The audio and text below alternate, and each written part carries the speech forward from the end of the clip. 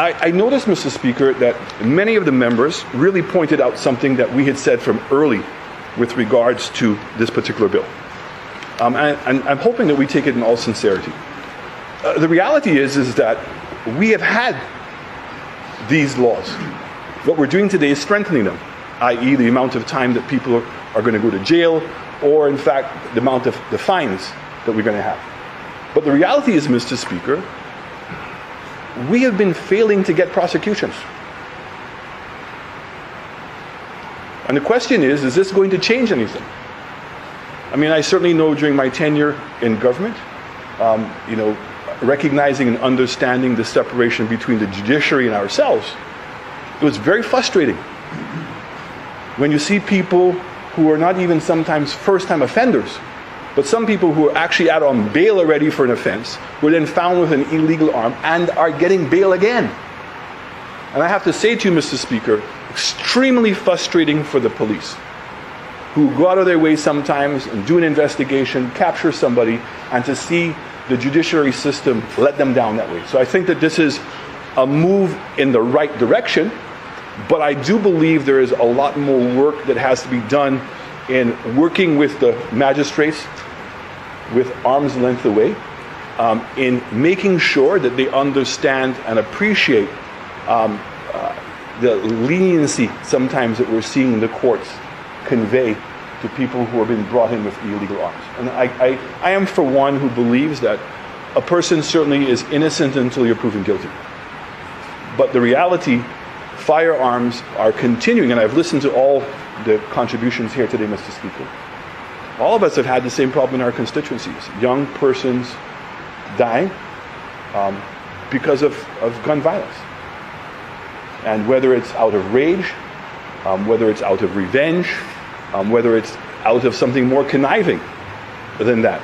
And it's not only the individual that has perished, but it's also the parent or parents, family members, and certainly the fear that it instills in our own community. And we're seeing right now in Vieux Fort South, as an example, Mr. Speaker, where persons are actually voluntarily going home early because of fear.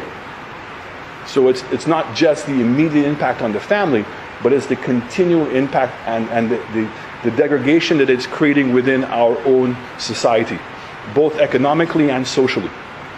So, Mr. Speaker, there's a saying that says, and I love it, action speaks louder than words. So it's very difficult for me, and I think for other people, to accept that after 1 year, that this is it. And that there are certain actions that the government have taken in the last year that in many ways contradict and undermine what we're seeing here as being put forward as a good step moving forward. The reality is that the canine dogs, Mr. Speaker. The fact is that when we were in government in 2006 to 2010, and there was an amnesty program, and I think there was also one during your government's reign before 2006, and where persons were encouraged to bring their arms in exchange for money. And the reality is that many people brought their arms in, and what did they do? Took the money to go and buy another gun. Because guns are readily available on the streets. Too readily available. I know it's always going to be difficult to say complete elimination of arms, but the statistics that I had access to were showing that in excess of 85% of the illegal arms coming into SaintLucia are coming in containers and are coming in barrels. So it's not even to say that they're sneaking them in the middle of the night to some secluded beach. Right underneath our nose. As was being said by other persons in this great house, Mr. Speaker, was it the fact that we're seeing the need that to solve crime, that it's a holistic issue. I keep saying, for me, my motivating factor in terms of being a litmus test in terms of what we were doing, Mr. Speaker, are we challenging our young people? Are we giving them a better option than what they seem to be choosing right now? So the development of our sporting programs, our after-school programs, the development of small businesses. I know we're going to be discussing the youth economy bill, but the reality is we need a holistic approach. One of those things was border control. I'm very happy to hear that the passport section of it is being introduced, despite the long lines at the passport department this morning. I certainly hope that that's not a sign of other things.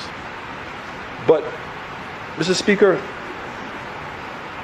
border control is absolutely necessary. The need to understand that customs has failed when it comes to the security of our borders.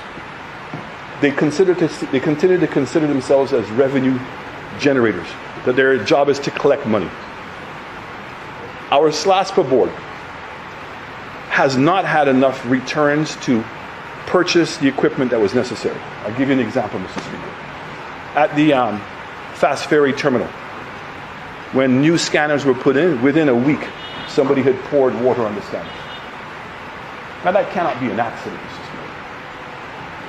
Right? During my tenure, we brought in not the sophisticated scanners, because those are very expensive, but scanners for the barrels.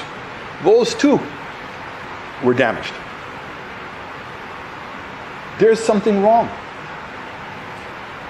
That the things that are right underneath our nose, and when we talk about, the member from Miku North talked about the courage and the bravery to do the things that are difficult.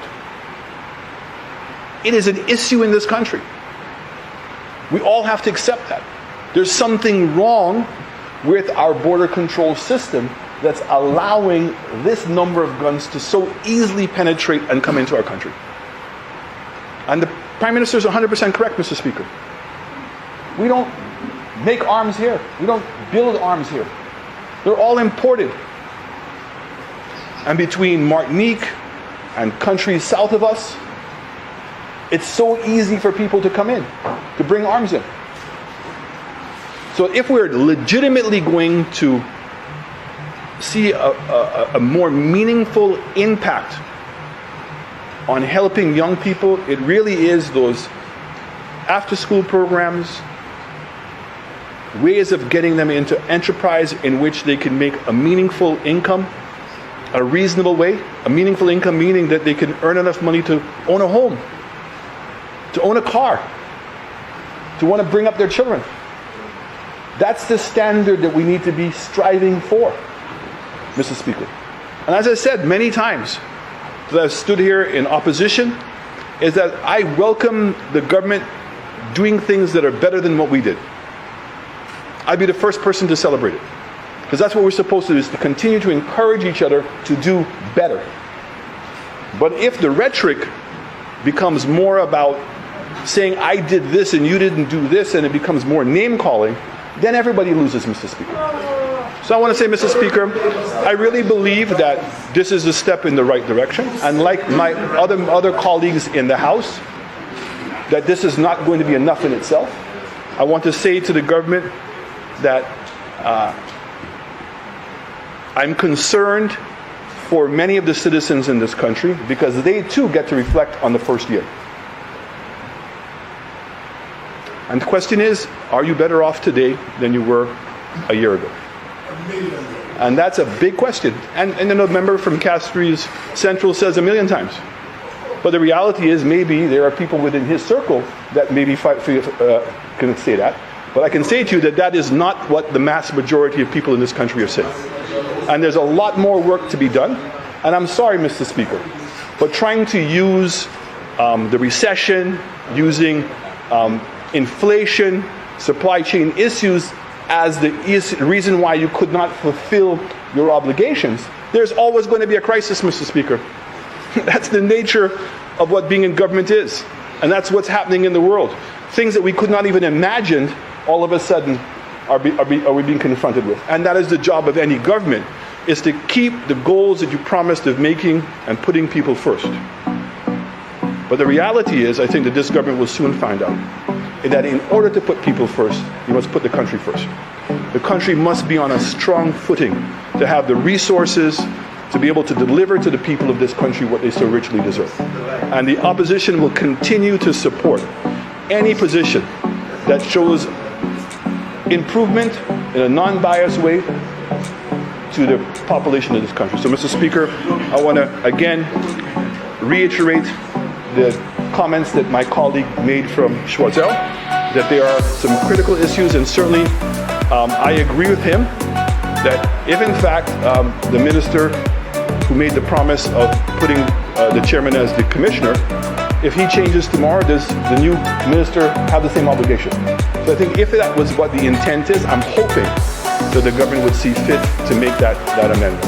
Again, Mr. Speaker, thank you very much. And I want to thank the people from Micoud South for their continued support. I want to thank the people of SaintLucia for their continued support, and to let everybody know that we do our job in opposition without any rancor, without any animosity, without any hatred, but simply with the idea of continuing to put our constituents and the development of our countries as our priority. Thank you.